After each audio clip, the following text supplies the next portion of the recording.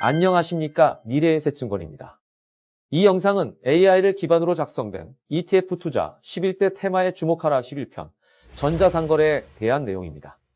전자상거래를 기반으로 세계 최대 빅테크 기업 중 하나로 성장한 아마존이 1994년 설립된 것은 전자상거래 산업이 더 이상 걸음마당계에 있지 않다는 것을 우리에게 상기시킵니다. 전자상거래는 거의 한 세대에 걸쳐서 꾸준하게 발전해왔습니다. 초기의 전자상거래가 주로 책이나 CD, 전자제품 정도를 제공하는 수준이었다면 이제는 소비자가 원하는 거의 모든 종류의 제품이나 서비스를 판매하고 있습니다.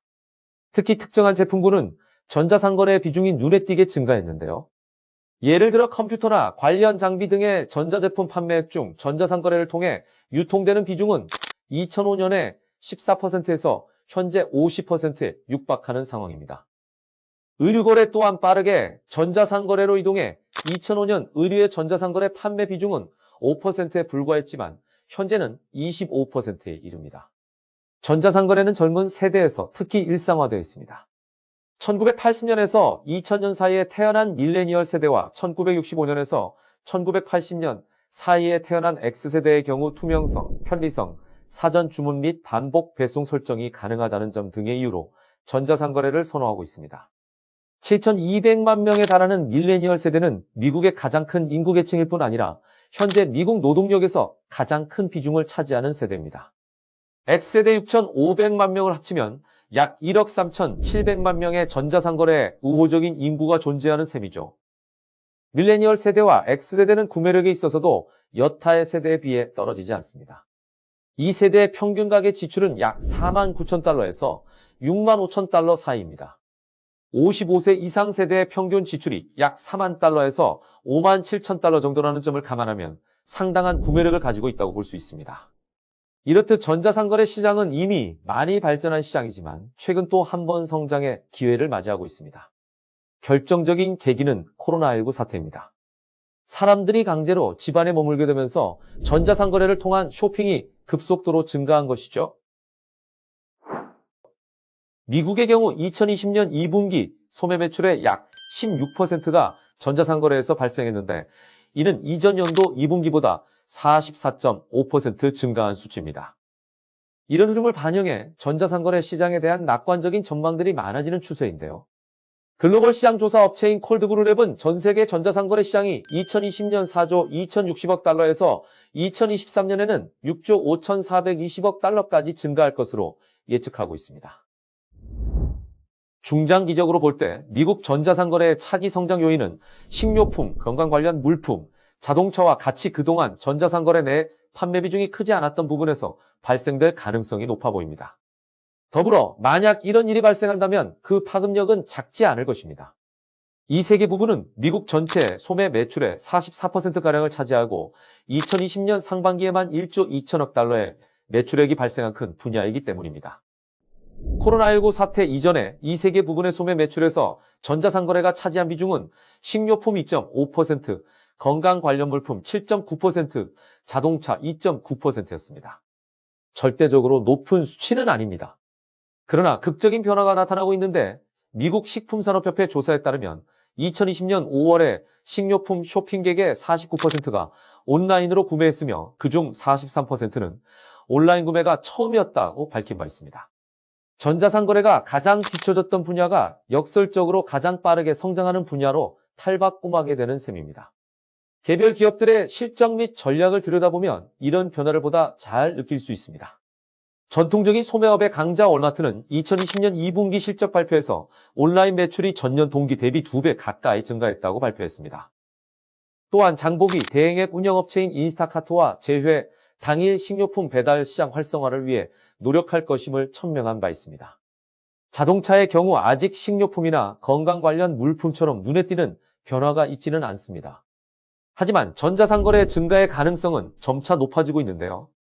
자동차 관련 시장 조사기관인 콕스 오토모티브에 의하면 자동차 소비자의 3분의 2는 온라인으로 차량을 구입할 의향이 있다고 응답했습니다. 사실 전자상거래를 통한 차량 구매의 가장 큰 걸림돌은 미국 내 각주의 법인데요.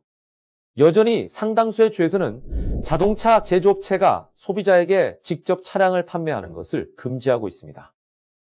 그러나 제조업체들은 이 규제를 회피할 수 있는 합법적인 방법을 찾아냈는데요.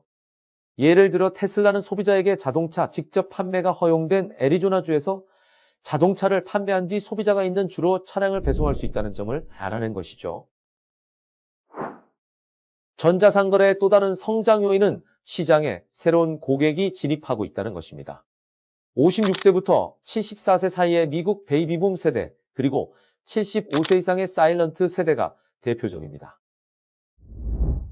코로나19 사태는 모든 연령대의 소비자들에게 붐비는 마트나 소매점으로의 접근을 멀리할 것을 강요하고 있는 상황인데요.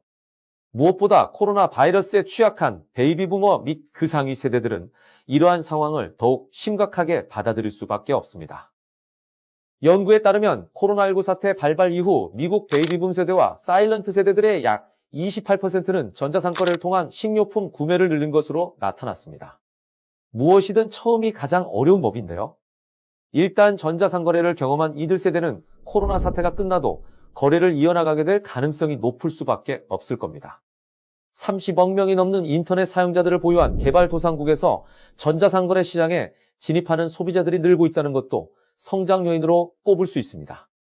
특히 개발도상국 중 중국의 경우는 이미 약 4억 명의 전자상거래 소비자가 존재하는 큰 시장입니다. 여기에 더해 인도, 브라질, 멕시코, 아프리카 대륙과 같은 국가들의 소비자들도 전자상거래 시장에 접근하고 있습니다. 아프리카 전역에서 정부가 식품 유통 및 배달 관련 전자상거래 솔루션을 소비자들에게 제공하기 시작한 것이 대표적인 사례입니다.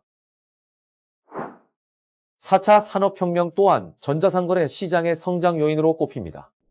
증강현실 및 가상현실, 소셜커머스, 드론 배송과 같은 분야의 기술적 발전은 전자상거래의 또 다른 발전의 계기를 마련해줄 것으로 보입니다. 소셜미디어와 전자상거래를 융합한 소셜커머스는 신제품 발굴과 판매의 매개체가 됐습니다. 미국 여론조사기관 시빅사이언스의 조사에 따르면 인스타그램 이용자의 8%가 이미 소셜미디어 플랫폼을 통해 물건을 구매한 경험이 있는 것으로 나타났습니다. 인스타그램이 이 기능을 도입한 것이 몇 년 되지 않은 것을 감안하면 상당히 빠른 속도로 성장하고 있는 셈인데요. 중국의 경우 이런 흐름은 더욱 빨라 소셜커머스가 전체 전자상거래 매출에서 차지하는 비율이 미국은 아직 5% 미만인 반면 중국은 이미 10%를 넘어섰습니다. 증강현실과 가상현실은 소비자들에게 새로운 쇼핑 경험을 제공하고 있습니다.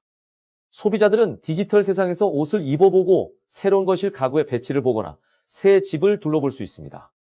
자동차의 경우 가상현실을 통해 시승해 볼 수 있고 중고차의 경우 차의 고장이나 손상 부위를 디지털 세상에서 확인할 수 있습니다. 이런 놀라운 경험들은 새로운 고객들을 전자상거래 시장으로 끌어들일 수 있는 요인이 될 것입니다. 드론 기술의 경우 전자상거래의 매우 중요한 요소인 배달의 효율성을 상승시킬 수 있습니다. 아마존 프라임 에어 드론은 이미 최신 센서와 머신러닝 알고리즘을 이용해 드론의 비행 경로에 있는 물체를 감지할 수 있습니다. 향후 몇 가지 법적, 기술적 제약을 해결할 수 있다면 도시의 하늘을 배달도로로 활용하는 것도 불가능한 일이 아닐 것입니다. 자세한 내용은 하단 더보기의 링크를 통해 확인하여 주시기 바랍니다. 감사합니다.